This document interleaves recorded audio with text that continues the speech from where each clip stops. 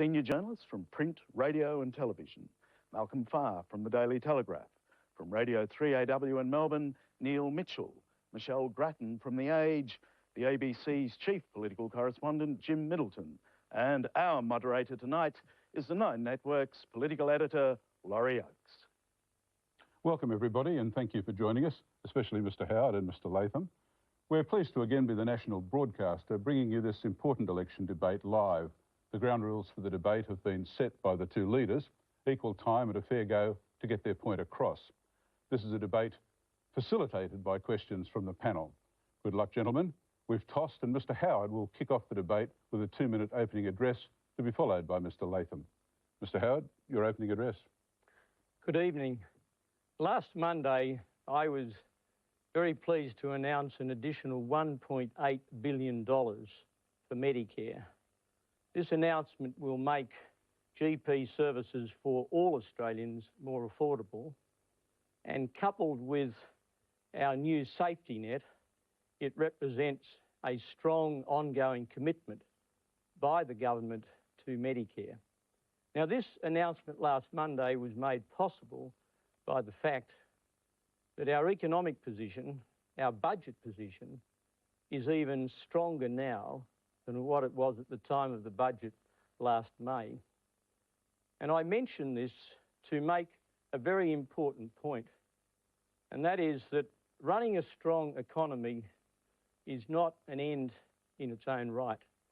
It's only useful if it produces outcomes for people. It's only useful if it produces a human dividend. And in this case, the human dividend was more money for Medicare, which is so important for the health of all Australians.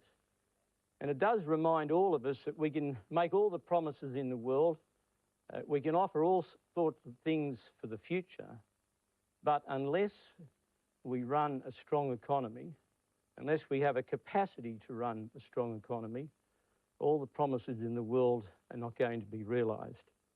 This debate, this election is about Australia's future, and critical to Australia's future is the maintenance of a strong, growing economy. The other issue, of course, which is very critical to Australia's future is that of national security and defence. Terrorism is an insidious threat to our way of life, and we can never negotiate or compromise with terrorists. We must always maintain, for the sake of our future, a strong line against all the threats that terrorism carries. Thank you, Mr. Howard. Mr. Latham, your opening address. Well, thanks, Laurie. Could I just start by paying my respects to the people who've suffered so much as a result of the tragic bombing in Jakarta. It's a reminder of the uncertain world in which we live. But I think that we also need to be positive. We need to be talking about solutions. And I hope here tonight that Mr. Howard and I can show people the very best of our Australian democracy. After all, that's why I'm running to be Prime Minister, to make Australia a stronger, fairer and safer place. How can we make our country safer? Well, we need to do so much more in our part of the world to fight the scourge of terrorism. We need to identify and eliminate these terrorists. We need to break up and destroy JI in particular. And this has been the problem with the commitment in Iraq. As so many experts have pointed out, it's made Australia a larger target. It's made us less safe in the war against terror. Police Commissioner Mick Kelty's made that point, and earlier today, even Deputy Prime Minister John Anderson made that point. So we can't afford mistakes like that in the future. We've got to get it right in our part of the world. Laurie, to make Australia a stronger and fairer place, I want to take the financial pressure off Australian families. I want to ease the squeeze on middle Australia. You know, on budget night, Mr. Howard said it wasn't possible to provide tax relief under $52,000 a year. Well, now Labor's showing how it can be done. And we've also got a plan to improve the family payment system, delivering benefits of $70 to $80 a week to typical middle-income families around the country. And when we're easing the squeeze, we've also got to do it in health and education, getting the national rate of bulk billing back up to 80%, and also ensuring we don't have a user-pays education system. We need fair funding of our schools, 40,000 extra TAFE and university places, and Labor will stop the regressive 25% increase in HECS. So we can do these things, we can make our nation stronger and fairer, and we can do it through new energy, new ideas, new programs for the future, And that's why I'm asking for the support of the Australian people in this election campaign. Thanks, Mr. Latham. Mr. Howard, if I could ask the first question of you. The Jakarta embassy bombing is a tragedy, but it will affect the election campaign climate, and we can't ignore it. It makes the question of terrorism and how we deal with it a central issue. US Defence Secretary Donald Rumsfeld said on Friday, they, the terrorists, are going to be going after the coalition countries. Your Deputy Prime Minister John Anderson conceded this morning it might be the case that we're more of a target because we're part of the coalition of the willing. Will you now admit that our involvement in Iraq has raised Australia's profile as a terrorist target? Laurie, this country was a terrorist target long before we entered the campaign in Iraq. Bin Laden criticised us for our liberation of East Timor. There was the abortive attempt to blow up the Australian High Commission in Singapore in December 2001. 88 of our fellow Australians died in Bali in October 2002, which was before we went into Iraq. So the idea that we suddenly became a terrorist target because of Iraq is false. But leave that aside. Think what you may about whether or not we should have gone into Iraq. The day this country allows terrorists to determine things like that is the day we lose control over our future, because those are things that have to be determined according to the assessment at the time. I believe that our decision to go into Iraq was right. I believe that our capacity to deal with terrorism on our doorstep has not been impaired in any way by the units that we have deployed to Iraq. The frontline assets that have to be used against terrorism are the assets of intelligence and cooperation. I mean, as we speak, we have 51 Australian Federal Police officers on the ground in Jakarta, and they are there as a result of a decision we took months ago to establish a rapid deployment capacity within the Australian Federal Police to deal precisely with that sort of contingency. We can fulfil our obligation in Iraq. We should not cut and run from Iraq. We should stay and finish the job. That is the Australian way. Mr. Latham, your response to that? Well, Laurie, I've been listening to the experts. The head of the Australian Federal Police, Mick Kelty, has said that we're a bigger target as a result of the conflict in Iraq. The 43 eminent Australians, people who've served our nation so well, have made the same point. And just earlier today, Mr. Howard's deputy, John Anderson, was saying the exact same thing. We have become less safe in the war against terror because of the conflict in Iraq. Why? Because it diverted so many resources from the real task. And for Australia, the real task is in our part of the world, in Asia. I mean, I've no doubt that if all the time, the effort, the money, the resources that went into Iraq had been used to break up Al-Qaeda, to smash JI, to find Bin Laden, the world today would be a safer place. Australia would be safer and more secure. And while, you know, we've got no way of reversing this decision, what's happened, we've got to learn the mistakes that were made in relation to Iraq and get it right for the future. Unless we do that, we diminish our capacity to keep our people safe. Mr. Howard, would you like to... I don't think it was a mistake to see off a butcher like Saddam Hussein, and whether Mr. Latham likes it or not, the reality is that if the advice of his party had been followed, Saddam Hussein would still be in power in Iraq. And as so far as the assets are concerned, we have a capacity to deal with terrorism on our doorstep.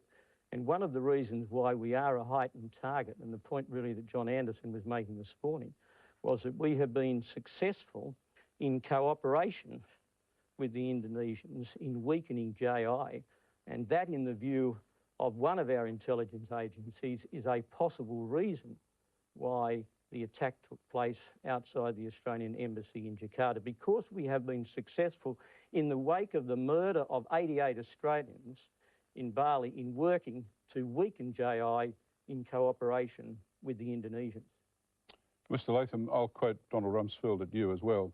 He said on Friday, some countries have elections taking place and there's a big tug of war over whether or not they should stay in Iraq or whether they should have been there. And the terrorists know that. They're not stupid. And they think, goodness, if we can affect that. Do you agree that the terrorists who bombed our embassy may have been trying to influence the Australian election? Do you think your promise to pull troops out of Iraq may encourage terrorists to try to influence the election? Do you stick by your troops out by Christmas pledge, even if that's the case? Stick by it no matter what? Well, Laurie, there's no way in the world terrorists would ever affect the policies and stance of the Australian Labor Party. We've made it clear that we wouldn't negotiate with them. We set our policies in Australia's national interest. And we've been saying for a number of years now that Australia's permanent interests in the war against terror are in Southeast Asia. And let me just give an example of what we should have been doing. One of the great problems with JI is their movement in and out of terrorist bases in the southern Philippines. And Indonesia, Singapore and Malaysia have been trying to muster air surveillance and maritime security to try and stop this flow of the terrorists in and out of the Philippines. Australia has only been marginal to that effort. We've got a few surveillance operations, but no great maritime presence. This is where Labor would dedicate our resources, to our region, to our part of the world, to the real security of the Australian people. We should be part of that gateway operation with our neighbours, Indonesia, Singapore and Malaysia, to break up and destroy JI, to disrupt their activities as much as possible. That's the Labor approach. We don't believe our permanent interests lie on the other side of the world. They lie on our side of the world, and we'll always dedicate ourselves to that purpose. Labor has a strategy to deal with national security. It's in our part of the world, and also to do more on the home front. A Department of Homeland Security, a Coast Guard, improved regional airport security. We've got to get it right where the Australian people live, where our nation is located in the region. And that's why, one of the reasons why we didn't support the Iraq conflict in the first place. We've made a strategic decision which we believe is in Australia's national interest. That'll never be influenced by these evil, barbaric terrorists, never. We'll always do the things that are right for Australia, defending and securing this country as best we can. Mr. Howard, your response? Well, Laurie, there's not the slightest doubt that if Australia were to cut and run from Iraq, that would give enormous heart to those who are opposed to the coalition, including terrorists, because it would send a signal to the rest of the world that one of the countries that was part of the original coalition has weakened and buckled. And I think that would be sending completely the wrong signal. And however Mr. Latham tries to rationalise it, he cannot escape the heavy burden of that reality. I have heard people who've disagreed with my original decision. I've heard people come to me and say, look, John, you were wrong to go there in the first place, but having gone there, you've got to finish the job. And this idea that you could cut and run without doing significant damage to the coalition cause, and whether we like it or not, terrorists are involved in Iraq, and it's part of the worldwide battle against terrorism, and we can do both. We can finish the job there and do our full part in our part of the world. Mr. Latham? Well, Laurie, I think for all the political differences I have with Mr. Howard, I'll say this, that I believe as a person he despises and detests these terrorists as much as I do. But I think on two counts he's got it wrong. The strategy's been wrong. We should have been securing our nation in our part of the world. Our permanent interests in national security lie here. And Mr. Howard talks about cut and run. The other thing we've got to recognise is that the war against terror will take at least 3 years to win it. And I'm giving a commitment for the long haul to serve the full term as Prime Minister and make sure I do everything I humanly can to secure the safety of the Australian people.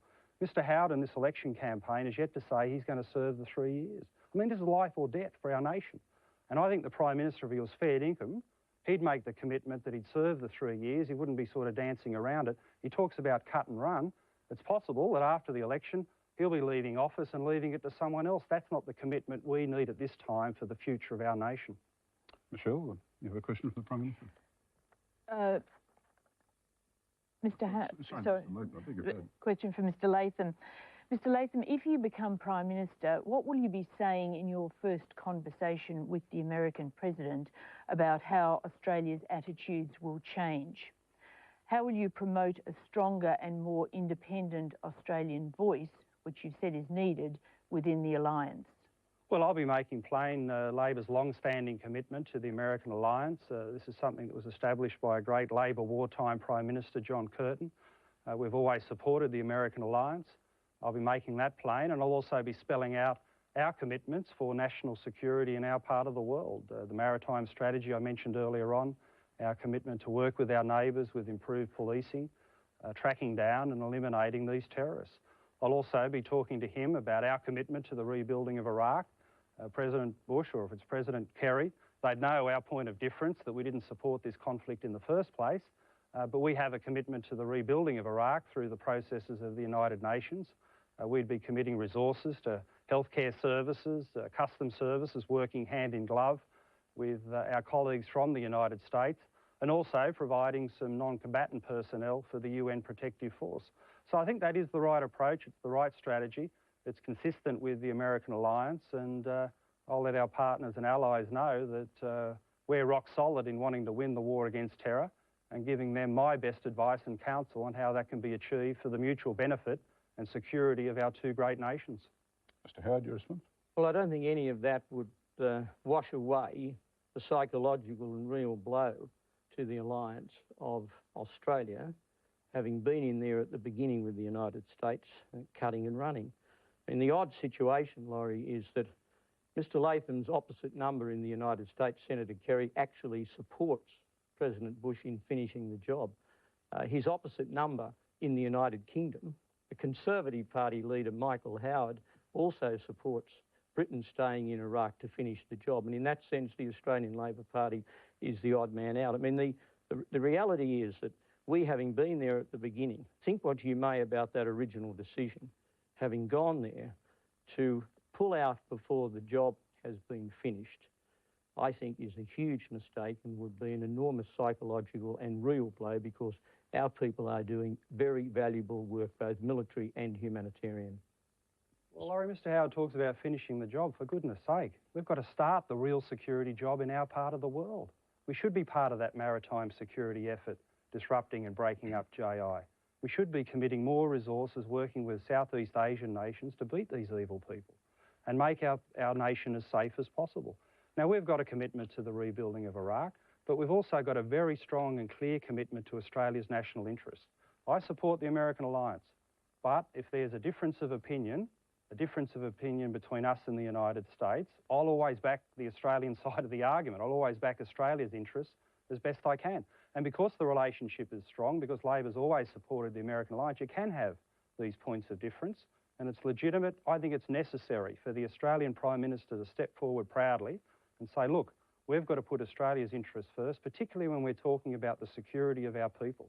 This is the number one priority, the number one thing that a political and national leader must do: secure the nation, secure the safety of our people. And you really haven't got the luxury of doing anything but backing the Australian national interest always. Michelle Grattan, now you have a question for the Prime Minister. Mr. Howard, do you think the war on terrorism can be finally and definitively won? And if you do think that, what sort of time frame, 10 years say? And should Australia always be at the front line of that war, or will there be times when you think legitimately we could say no to a United States request for a commitment? Well, I can't put a timeline on it, Michelle. I'm not as optimistic as Mr. Latham. He said 3 years a moment ago. That's the most incredibly optimistic prediction. I'd like to believe that he was right. I can't put a timeline on it. I think it will ultimately be won. I think it will be long and bloody. And we're dealing with a group of people who are outside the bounds of normal human behaviour. Nobody could have been other than profoundly moved by those terrible pictures coming out of Beslan in Russia. People who will shoot children in the back, people who will behave in that kind of manner towards children are, of course, outside the bounds of human behaviour. And they're not the sort of people that you can ever negotiate with. So the idea that we can somehow reach some kind of compromise is completely unrealistic. We will continue as we have already very effectively done, and that is to cooperate very closely with our friends in the region. After all, we did jointly chair a counter-terrorism ministerial meeting. We've invested $36 million in a counter-terrorism establishment in Indonesia. We've signed 9 memoranda of understanding on counter-terrorism. We have very extensive cooperation. And as I said earlier, the relationship between the Australian Federal Police and our intelligence agencies and their counterparts in the region is the critical element in our campaign. That is far more important. As for whether we would ever step back, that would depend entirely on the circumstances of each individual challenge, always assessing Australia's interests first. Your response, Mr. Latham? Well, just to point out to the Prime Minister earlier on, I said at least 3 years to win the war against terror, and Michelle mentions 10 years. It could take that long. But for me, it makes the point about the 3, 5, 10-year commitment to actually win the fight, to see it through. And Mr. Howard has gone into this election campaign saying it's about trust. He won't bring the Australian people into his trust and say, is he going to be there for the 3 years of the Parliament if he wins this next election? So I think that long-term commitment to Australia's security is essential. There's no point cutting and running into retirement. You've got to fight the fight, and you've got to see it through. And Labor's got the strategy. We've been arguing that for a number of years, that we can do so much more on the home front. We can do so much more in our part of the world. We can do so much better with wise counsel to our allies to win the war against terror. Do whatever it takes for as long as it takes to secure our nation. And I think that is the best approach we can muster for the benefit of the Australian people. Mr. Howard? Well, I can only repeat that we have been doing all of these things. This absurd proposition, to use the vernacular, you can't walk and chew gum at the same time, applies. Our capacity to deal with terrorism in our region has in no way been impaired by what we have done in Iraq, or indeed has it been impaired by what we did in Afghanistan. And can I remind all of you that Afghanistan will be having free elections on the same day as we are, on the 9th of October. And women will be having the vote at that election, I think, for the first time for many, many years, if at all.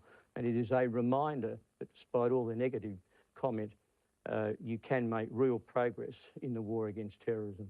Neil Mitchell, your first question to Mr. Howard. Mr. Howard, you mentioned Medicare in your opening comments. You didn't mention hospitals, but this is one of the areas that really worry the average person. Waiting lists are surely unacceptable in public hospitals. Waiting times in emergency departments, 48 hours and more, is common. We seem to have reformed everything else, the labour markets, the currency markets, but you continue to say that hospitals are a state issue. Do you accept that over the 8 years you've been in power, you have failed to fix the hospital system? That's one of your failures.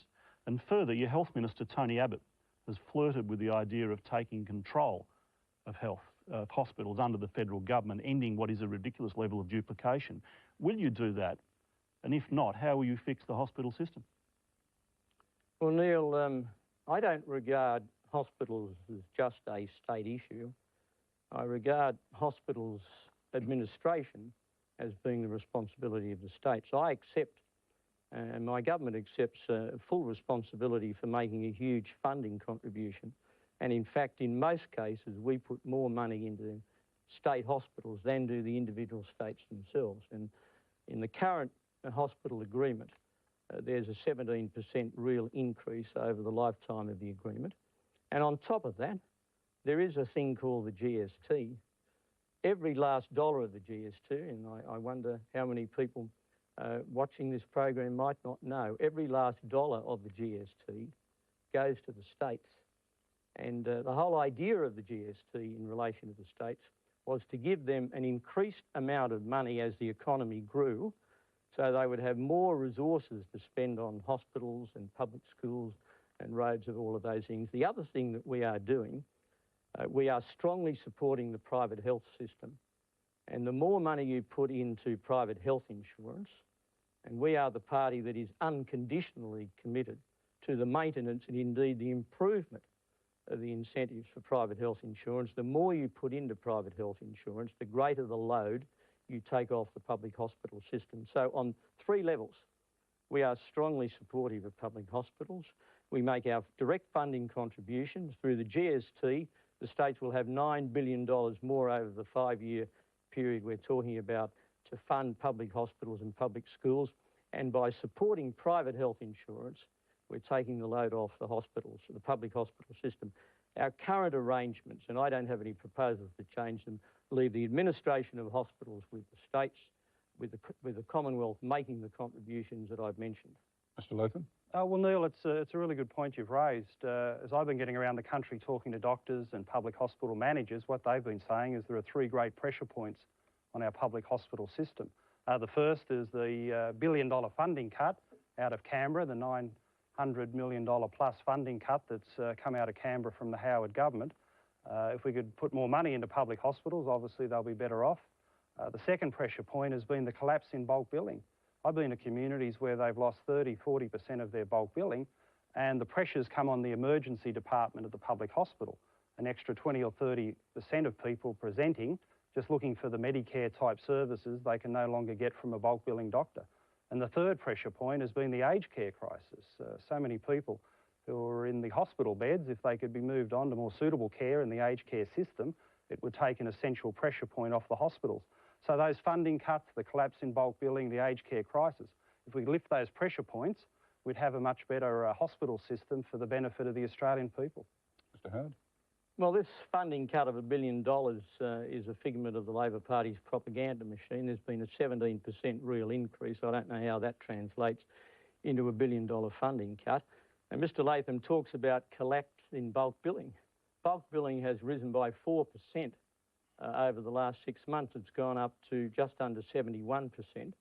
And as a result of the announcement I made last week, which incidentally makes GP attendance more affordable for all Australians, Mr. Latham's policies discriminate against Australians who can't find a bulk billing doctor. I mean, there are some people who choose not to go to a bulk billing doctor because they've had the same family doctor for years, and for proper health reasons, they want to stay with that person. And the idea of saying to that person, well, you're not as deserving of some kind of support to make your consultations more affordable.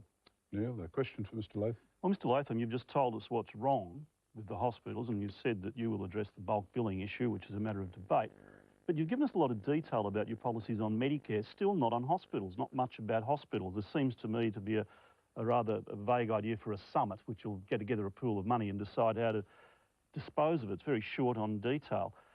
Will you guarantee that under Labor, waiting lists will be reduced and waiting times will be reduced in hospitals? And if so, how do you guarantee to do it? Well, in this campaign, we'll be outlining our hospitals policy, which is designed to bring down the waiting lists, and it's going to be a very good strategy that we're putting out in the campaign, which is all about positive solutions for the Australian people. But just come to that solution on bulk billing. Mr. Howard's saying that he's got a policy for the people who can't find a bulk billing doctor. Well, I've got a policy. It's called Medicare. And the purpose of Medicare is to ensure that we've got the availability of bulk billing around the country.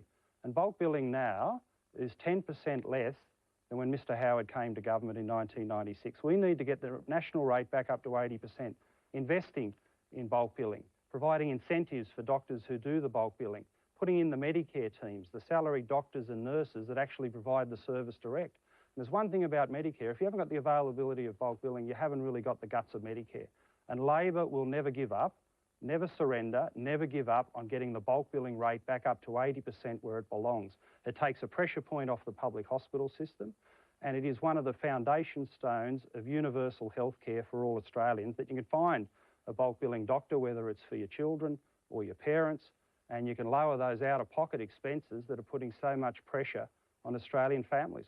So we're going to have a good hospital strategy, but a big part of it is taking the pressure off the emergency departments by having decent bulk billing rates around the country. And we'll also be talking about resolving the aged care crisis, making a further contribution to, again, take a pressure point off our public hospitals. I mean, this is one of the big differences in the campaign. Mr. Howard, I mentioned John Anderson earlier on, he was saying that the public support a two-tier system. They don't. Because if you're in the second tier, you end up with a second-class safety net, a second-class service. Labor believes in Medicare, which is one tier, world-quality health care for all Australians. And we'll never surrender, we'll never walk away from that commitment.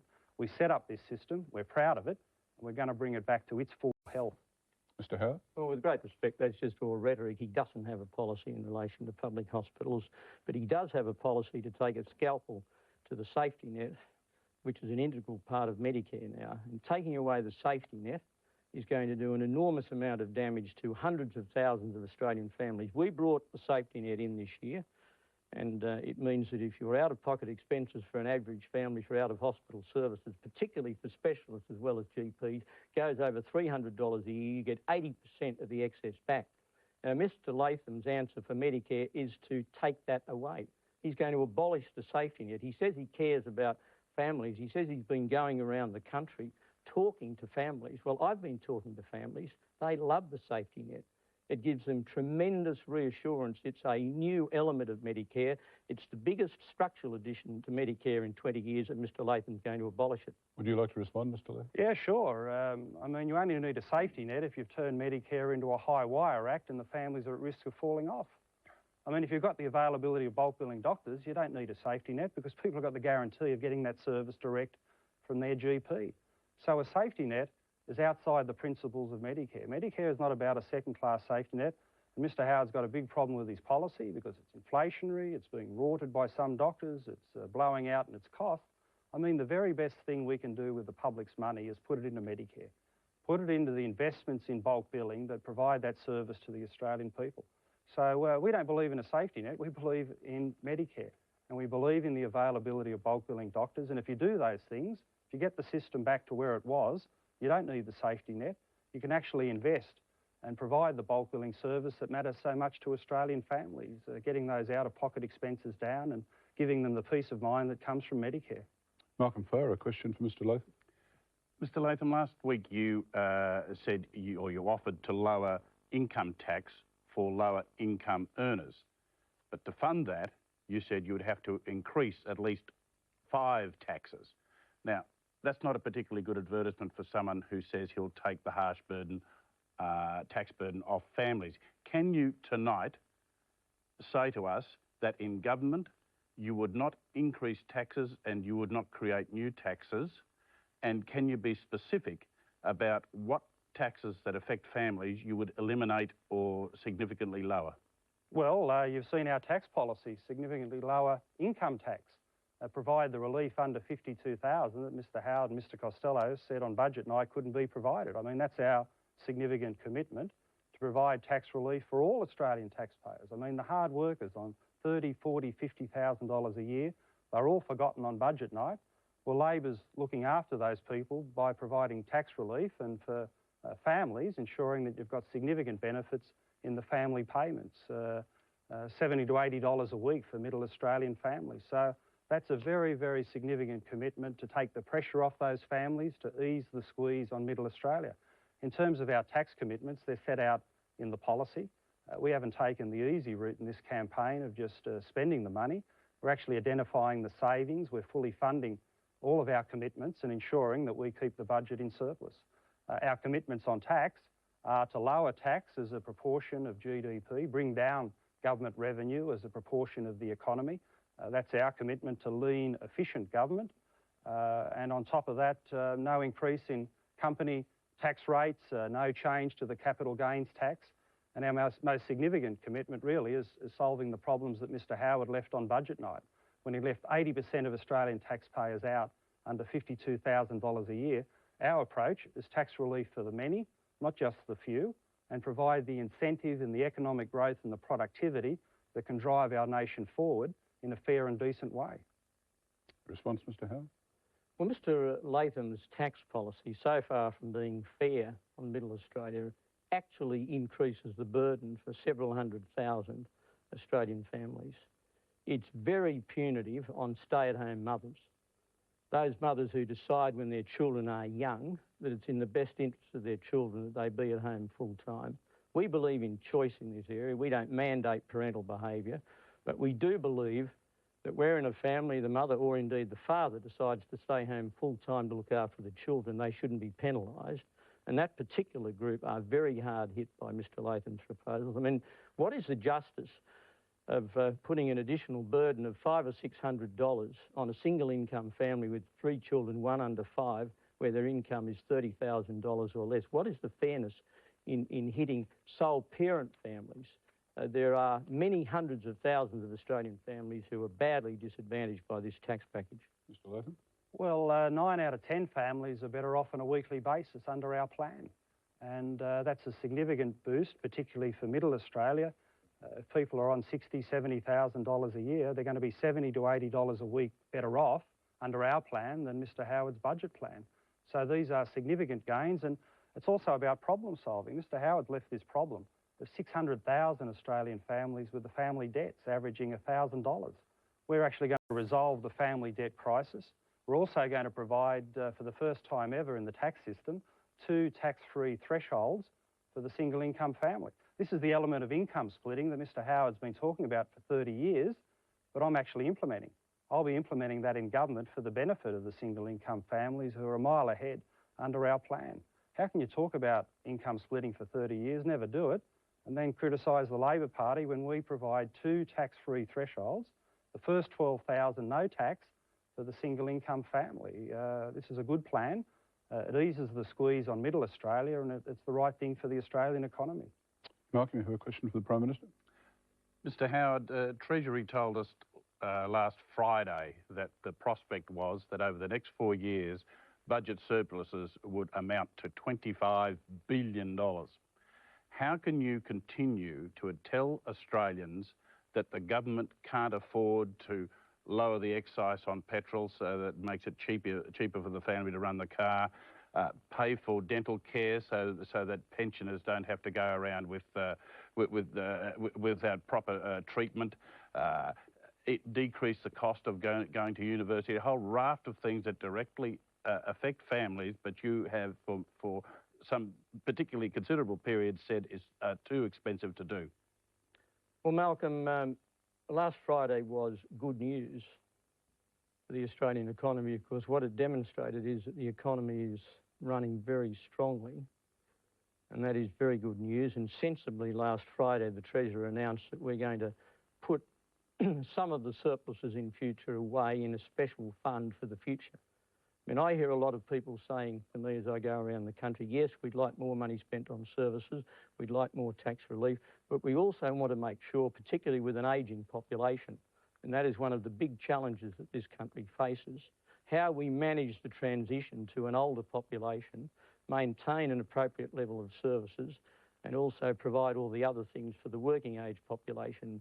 And the Treasurer announced the establishment of a future fund, which is going to, in effect, use some of the surpluses of today to help meet the expenses of tomorrow. Now, I think that is very good national housekeeping, and it's only been made possible because of what I said right at the beginning of this debate, and that is that we've run a strong economy. If you don't run a strong economy, I mean, when the Labor Party was in office, they left us with $96 billion of debt.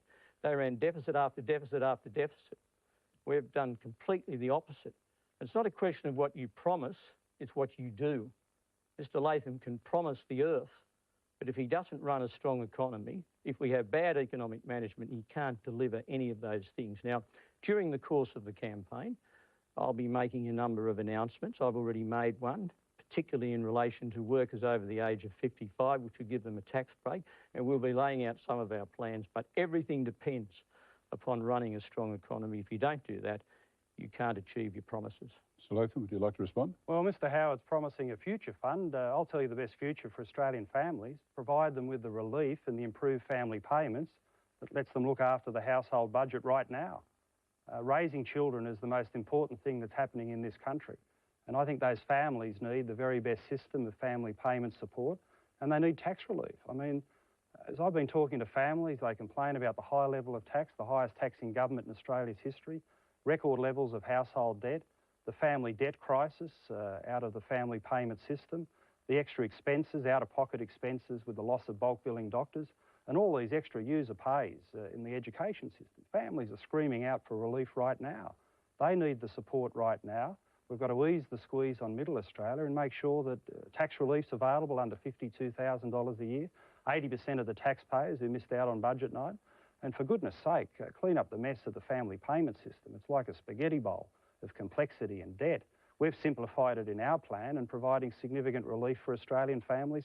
That's the future fund that I want for Australia. Mr Howard? Well, one of the elements of Mr Latham's policy is to take away that $600 that people are receiving right at the moment. And what his explanation is, he says it's not real. Well, I've met plenty of Australian parents who say it's real.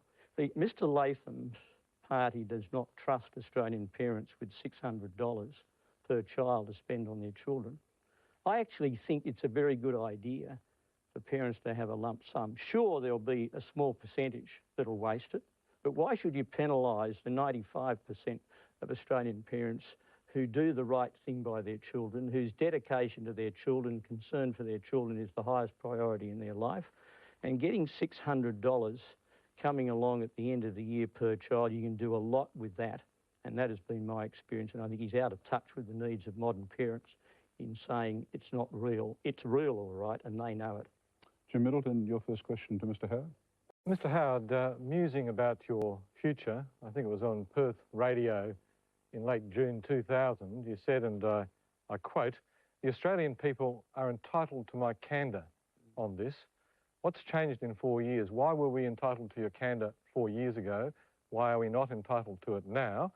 Why should we trust you with a returning to government again when you won't entrust to us your views about your future? Why, when we won't know whether you're going to be around for 3 months, let alone 3 years?" Jim, as far as I am concerned, I welcome the question. I welcome the question for the very simple reason that I love this job. I hope I do it well. I do my best. If the Australian people are good enough to re-elect me, I'll continue in this job for as long as they want me to, and as long as the Liberal Party wants me to. One of the advantages I have is that I'm proud of my team.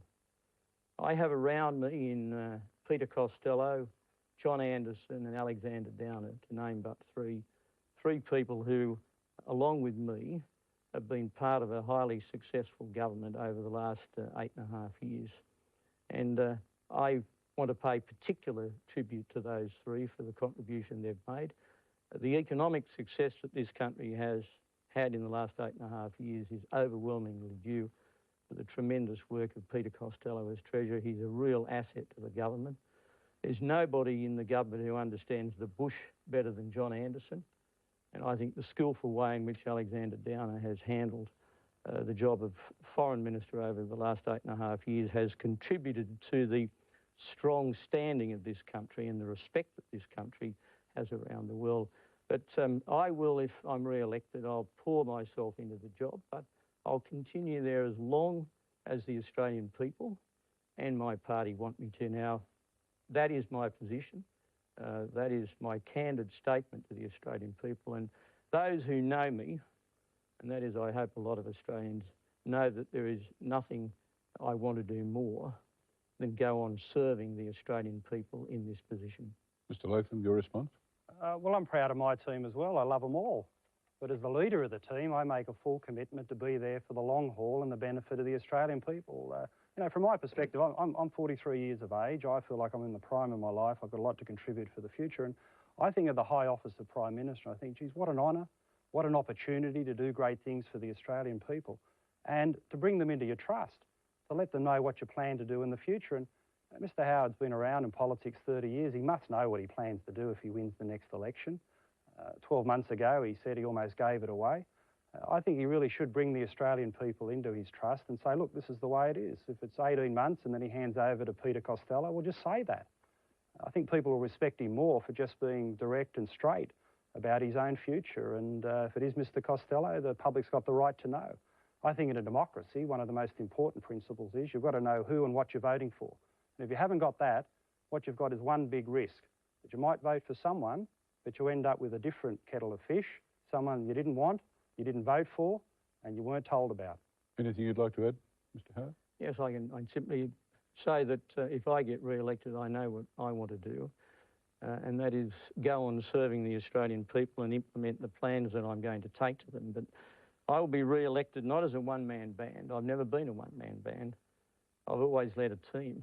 And I think that team is a real asset. And I know there's a preoccupation with, in the Labor Party with attacking some of them. I don't know why they do so, because the more they attack them, the more they elevate them, because we have together had the honour of leading Australia. And that is the approach that I will bring if I'm re-elected as part of a very powerful team. Jim, a question for Mr. Latham. Mr. Latham, the word liar has been thrown around fairly freely during this campaign. For instance, you've called Mr. Howard a liar for changing his mind on his never-ever pledge on the GST. But you changed your mind between late line and lunchtime on the question of the capital gains tax in the family home. Last Tuesday lunchtime, you told us that 9 out of 10 Australians were going to benefit from your family tax package. By dinner time, it was 7 out of 10 Australians. You changed your mind. And why should we entrust you with the government of this country? Aren't you, by your own definition, a liar? Well, no, Jim, we were up front at the presentation of our tax and family plan about how the statistics added up. 9 out of 10 families better off on a weekly basis. And when you looked at the annual figures, 7 out of 10 better off if you wanted to include Mr Howard's $600 lump sum. But from a Labor perspective, for a long, long time, we've been very critical of that $600 payment. Why? For a lot of families, they never really get to see it because it's eaten up by the family debt crisis. The 600,000 Australians with a debt averaging $1,000. A lot of them won't get to see this payment at all. The other thing is the tricky thing that the government did with the indexation arrangements for family payments. They moved from the wage-based system to the less generous CPI, and that $600 value will reduce to zero in a number of years. And the other problem is, and this is where I think Mr Howard needs to get around the kitchen table and look at how families do their budgets. They need the support and the payments as the bills come in, as the bills for the clothes, the food, the nappies, the sporting and school equipment, that they all come in on a fortnightly basis. So we'll make the payments and the resources available on a fortnightly basis to match up against the real life circumstances of Australian families. You know, if there's people in the Liberal Party can go down to Woolies once a year and buy their groceries and use the lump sum, the reality is you've got to pay that money as the bills come in.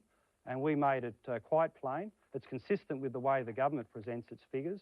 On a fortnightly basis, you wouldn't include the 600 lump sum. That's an annual payment. But on the annual figures, you would, because it is just that, an annual payment. So we were upfront about that, and I think families can understand in their real life circumstances, especially if they've got the debts, especially if they need the money on a fortnightly basis, especially if they're worried about the indexation swindle, that Labor's got the right approach and many of the answers that they need in their strapped financial circumstances. It's your turn, Mr Howard. Well, two things. Firstly, Mr Latham wasn't upfront at the beginning. He gave the impression that 9 out of 10 were better off, and then he was forced into qualifications. But let's move on from that. It's never a lie to change your mind, particularly if you submit yourself to the Australian public after you've changed your mind, and that's what I did in relation to the GST. I was upfront. I had an election. I said, I'm going to introduce a GST. A bit of bark was taken off me in the process, but the Australian public endorsed it. And can I just say one other thing on the $600? Can I repeat, to say to the parents of Australia that you're not capable of knowing how to spend $600 on the most important people in the world to you, your children, is an insult. And it's an insult to 95% of Australian parents who do the right thing by their kids. Mr Latham? Well, it's hardly an insult to say that as the bills come in on a fortnightly basis, that's when Labor will make the financial support available. We've provided very, very significant improvements in the family payment system. Instead of 3 systems, there'll be just one. Instead of so many families being riddled with debts and having the nightmare of arguing with Centrelink about it, we'll all but eliminate those debts through massive improvements in the system, pushing the means test threshold out to 50,000, abolishing FTBB, which has been a great debt generator.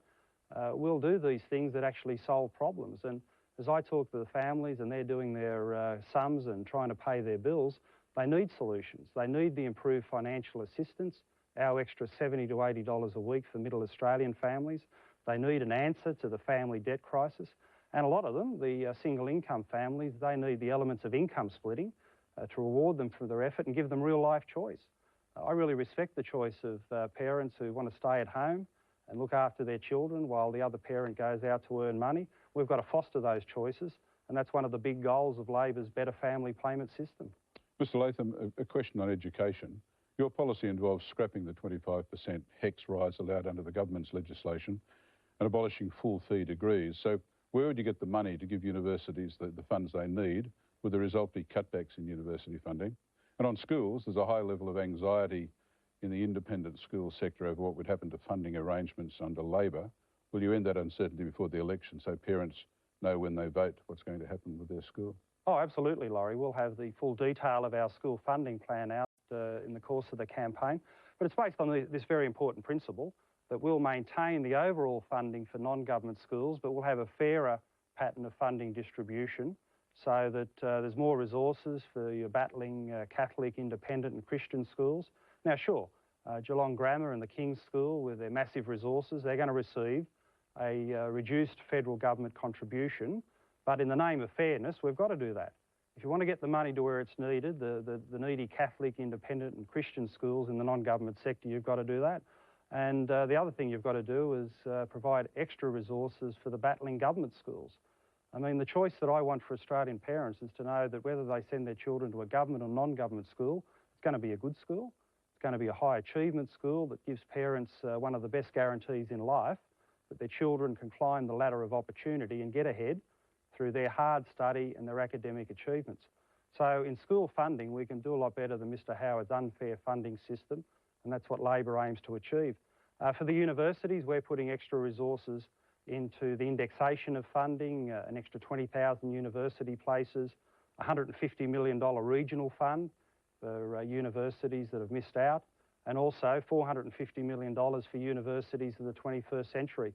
So overall, we have shown that the university system in Australia will be better off for ending the user pay system, for stopping the 25% increase in HECS, for abolishing the full fee system. I mean, I never thought in this country we'd be talking about $100,000 university degrees. But under Mr Howard, that's what we've got. Labor will end that and put a bit of fairness back into higher education so that those students working hard tonight on their books and their computer can get their best chance in life, go on to a university degree based on their merit, based on their hard work, not on their parents' wallet. Mr Howard? Well, it's pretty obvious from that there's a fundamental divide between the Labor Party and the coalition on the issue of school funding. We believe absolutely in the right of parents to decide what is the best schooling for their children. And it's got to be remembered that whenever a parent sends a child to a non-government school, it takes a load off the taxpayer. It costs on average $10,000 a year to educate a child in the government school. And in the case of a school like King's, the maximum amount coming from the federal government is the equivalent of about $2,000. And the growth in independent schools over the last few years has not been in schools like King's or Geelong Grammar. It's been in the low-fee schools in the outer suburbs of Sydney, where the average fee is about $2,000 a year. Mr Latham has a hit list, and it's about time that hit list was published so that the parents of independent school children know exactly where they stand. Mr Latham? Well, I know many of those low-fee non-government schools. They're in my electorate, and we'll be supporting them with extra resources. Now, the King's School that Mr Howard mentions is a very fine school, but the truth is it's rolling in resources.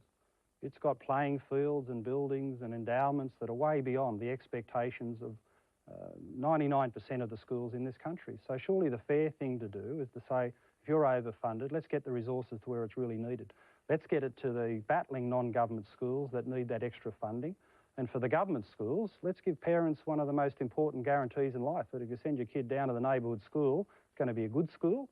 It'll have the resources, the teaching expertise, the discipline, the standards, the values, and the pride in excellence and achievement to give those kids a good chance in life.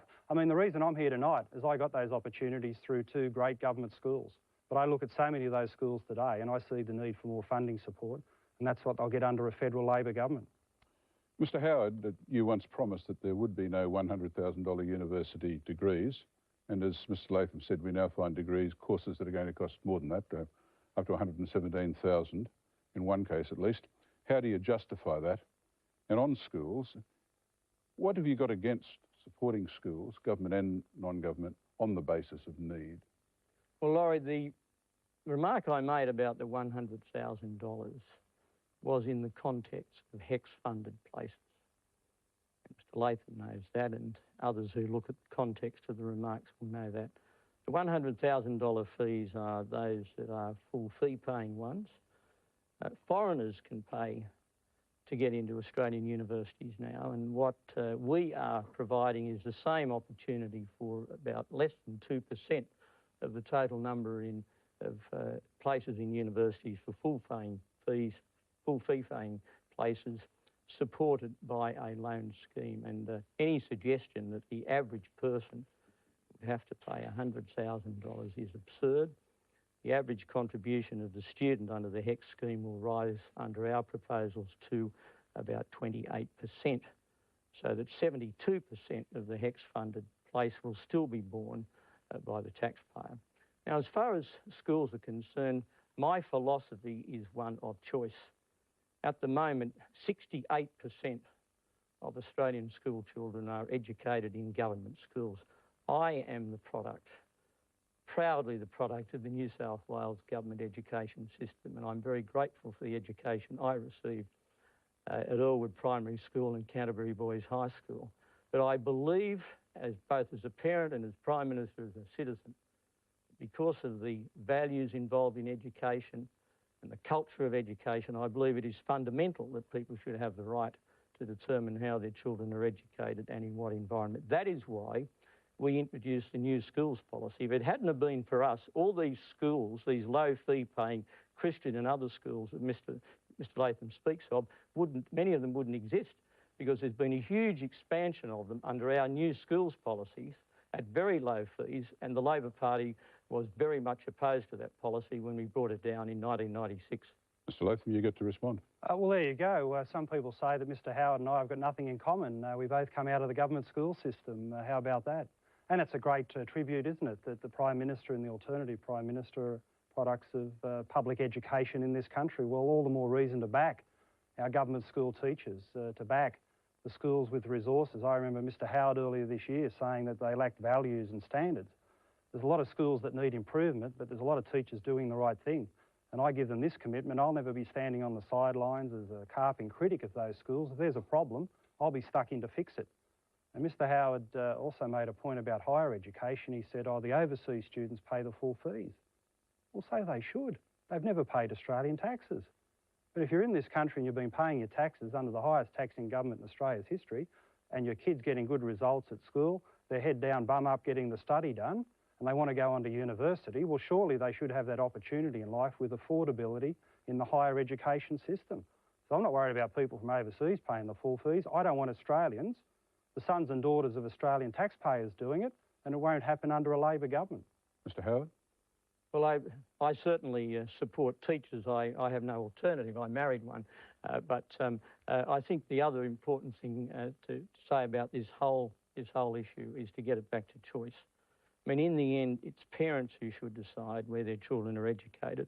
And once you violate the principle that every time a parent decides to send their child to a non-government school, they should have some recognition of that through some level of funding, then I think you are a long way down the path towards a situation where eventually you eliminate state aid or government assistance to certain non-government schools. Now, I think that is a wrong principle, because no matter what school it is, I think you're entitled to a certain amount of recognition from the government, and then the level of that recognition should be according to need, and that is exactly what our policy is at the moment, and Mr. Latham threatens it.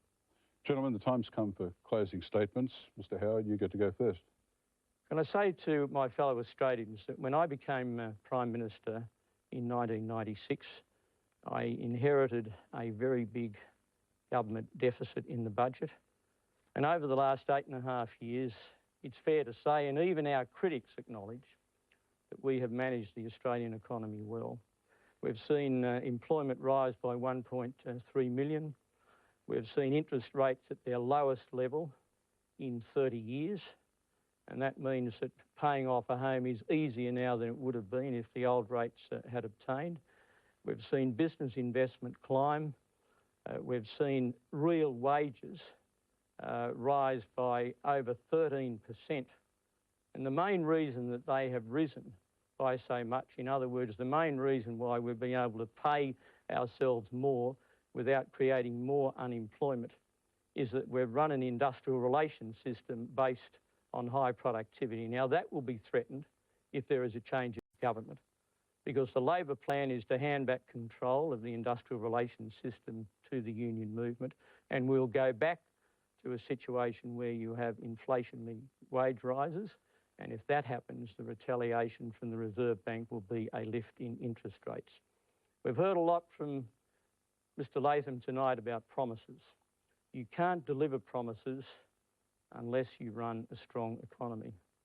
You can't deliver promises unless you keep the budget in surplus. When Labor was last in government, the budget was deep in deficit. We've had a remarkable record over the last 8.5 years. We've paid off something like $96 billion of government debt, and that's given us $5.5 billion a year to spend on health and education and family benefits and taxation relief. The other issue to consider, of course, is that of defence and national security. Everything about the future depends on us maintaining a strong stand against terrorism and giving this country strong defences. Unless we have a strong economy and we're strong on national security, nothing else can be achieved. And those two things are fundamental to the future of our nation. Mr. Latham, your statement to close the debate. Well, there's no doubt about Mr. Howard. He's got the scare campaigns. I think we've actually got to talk about the future in a positive way. I'm optimistic about what we can achieve for Australia's future. And I'm proud of the fact that in this campaign, we're offering the Australian people clear choices. There's Labor's plan for national security, which is about getting it right in our part of the world, versus Mr. Howard's strategy, which has been more about the other side of the world and security in the region. There's Labor's plan for tax and family, which is about relief. 100% of taxpayers getting relief, families receiving significant financial benefits, easing the squeeze on middle Australia, versus Mr. Howard's plan, which is tax relief for just 20%, the few rather than the many in the Australian economy. And on health policy, we're dead set committed to restoring bulk billing to 80% as one of the foundation stones of Medicare. We don't believe in a two-tier system. We don't believe in a second-class safety net. And on education, it's been a good debate, and I think an instructive debate tonight, because the Labor approach is about opportunity. Fair funding for our schools, 20,000 extra TAFE places, 20,000 extra university places, stopping the 25% HEX increase and getting rid of those full fees. So in these areas, Labor's got the commitments that make a difference. It's not user pays, it's about opportunity, it's about affordability, it's about easing the squeeze on middle Australia. These are fully funded commitments. We're going to keep the budget in surplus. We're going to do everything we can to put downward pressure on interest rates. And if Laurie, if I can just mention one issue in closing, it's this question of truth in government. I believe in it, and I think we need a government that always tells the Australian people the truth. I want for the Australian people a government as good as the people themselves. Honest, hard-working, sincere, fair income Australian, and that's why I'm asking for the support of the public on the 9th of October. Gentlemen, thank you very much. I'd also like to thank my colleagues on the panel, who I'm sure join me in wishing both of you the best of luck. And to you, our viewers, thank you for being with us, and good night. Well, that's a debate. Now for the fun. Who won and who lost? We've invited into our studios a specially selected audience of uncommitted voters, and they've been worming their responses to the two leaders throughout the evening. After the break, the worm returns with the verdict. Throughout tonight's debate, 90 uncommitted voters selected by the McNair Ingenuity Research Group have been worming their responses to the two leaders. Each vote has been given a handset. Pressing the top button indicates a positive response, and pressing the lower button indicates a negative. The more the buttons are pressed, the greater the like or dislike of what's being said. In a moment, the verdict on who won and who lost, and your chance to vote. But joining me now is Annabelle Crabb, who's covering the campaign for the Age newspaper. Annabelle, these things are always frightening for all the contestants. How do you think they coped? Well, they coped all right tonight. You're right, it is pretty frightening. They do spend a lot of time in preparing, and they spend a lot of time bickering about various points to do with the debate. And in the studio, you could feel the tension. Yeah, well, they certainly put the weekend aside to prepare, and they're right to, because it is a big deal. It's a big thing for either leader to be seen to win on the night, not just for their own sort of psychological benefit, but also for the benefit of their supporters. You know, you find that people are much more excited about going out and putting up posters and campaigning if they think that their candidates come out all right on the night. Debates can be turning points. They can, yeah. And, I mean, the last campaign, for example, was a turning point for Kim Beazley. He did very well after winning the debate, clearly. Although that, of course, is an example that we need to take on board in remembering that debates can't always be decisive either. Because, of course, what we see here with our wormers, in fact, is a snapshot of how these people feel tonight, how uncommitted Australia would be. On the night, yeah. And it's also an assessment of the two men face to face and how they go against each other. And if that's the case, then I would think that that once we look at the worm, which mercifully the leaders couldn't see while they were speaking, or Howard couldn't see, for Howard on terror, I mean, the result is terrifying, isn't it? The worm was very interesting tonight on terror. The worm, I think the pacifist, we've established that over the last hour.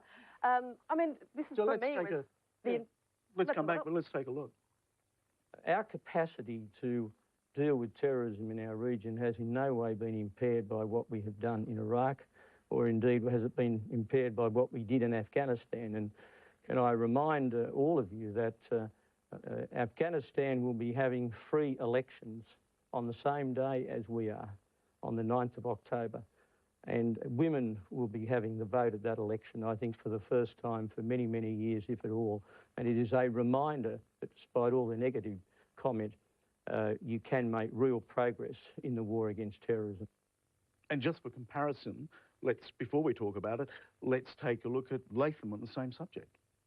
And that's why, one of the reasons why we didn't support the Iraq conflict in the first place. We've made a strategic decision which we believe is in Australia's national interest. That'll never be influenced by these evil, barbaric terrorists, never. We'll always do the things that are right for Australia, defending and securing this country as best we can. Annabelle, to a political journalist, this was a surprise. It was a surprise. I mean, Saddam Hussein was found in a wormhole and our worm just dug one as the Prime Minister started talking about terrorism. It was something that surprised me absolutely. I really expected national security to be a strong suit of John Howard's going into this debate. The only explanation that I can think of is that when they were talking about national security, it was always in the context of Iraq. And what the worm showed us tonight, I think, very, very firmly was that our audience members weren't that comfortable with any discussion of Iraq. They didn't approve. And when John Howard talked about the reasons why he had to go into Iraq and the fact that he didn't regret it, the worm went down. And Mark Latham took quite an aggressive line on Iraq, and the audience seemed to approve. So that was the outcome, and I found it surprising because I did, as I say, expect national security to be a plus. Just before we leave, though, do you think this means that the embassy bombing is no tamper politically?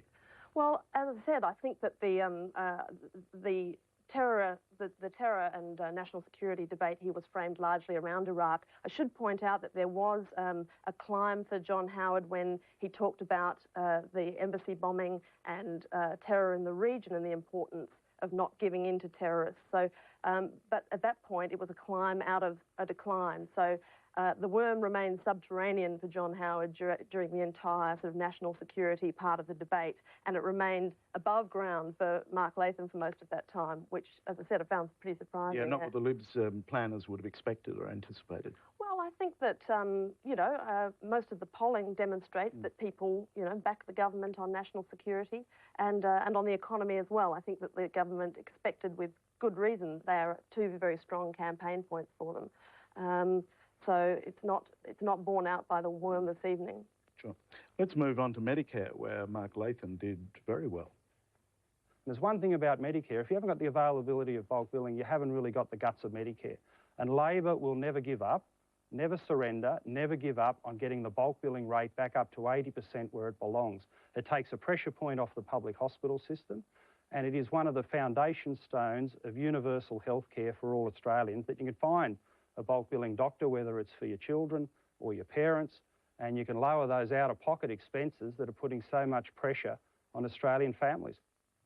Well, that wasn't really a surprise, was it? Not a surprise at all, no. And you'll find later in the debate he gets pretty much the same response when he starts talking about schools. And health and education are absolutely areas where Labor traditionally polls much better than the government. So that wasn't a surprise at all. John Howard as well, actually, I should mention, got a bit of a spike in the beginning of his opening statement when he talked about Medicare. But after that, his reply to Mr. Latham's comments about Medicare put him back below the line again. The funny thing about this debate was that actually Mr. Howard spent a lot of time below the line and Mr. Latham spent a lot of time above it. In fact, overwhelmingly that was the case.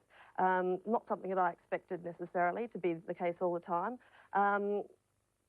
And it was pretty consistent as well. There weren't a lot of wild fluctuations. You know, the worm was, you know, behaving relatively moderately, but definitely in a different place for each of the leaders. Yeah, although Latham did so well, if you hadn't been watching The Worm, as most viewers weren't, you wouldn't have known that the debate was anything else but pretty even. Well, I thought they both performed pretty creditably.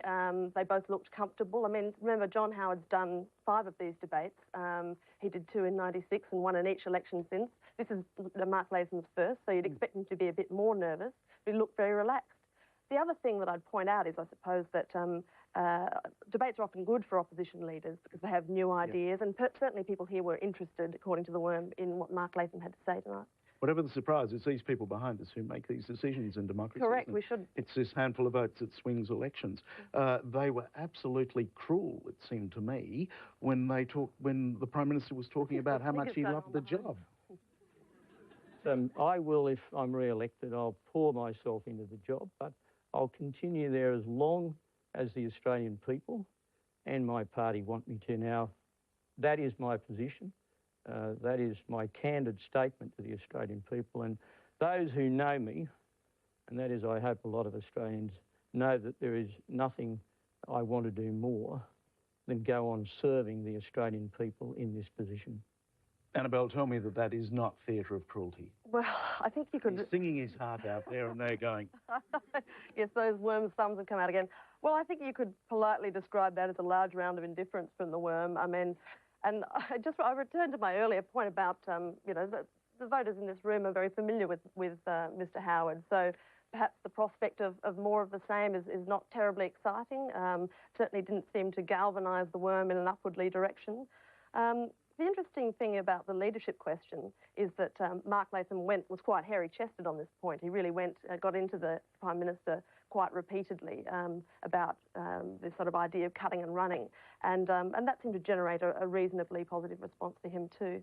Yeah. OK, well, the final arbitration, of course, is the Worm's verdict. Who won and who lost the debate? And according to our 90 uncommitted voters, Annabelle, do you want to do the honours? Well, it seems to have gone to Mr. Latham by a margin of 67% to 33%, which, spookily, is the same margin as this room recorded at the last election. They're a bolshy lot, aren't they?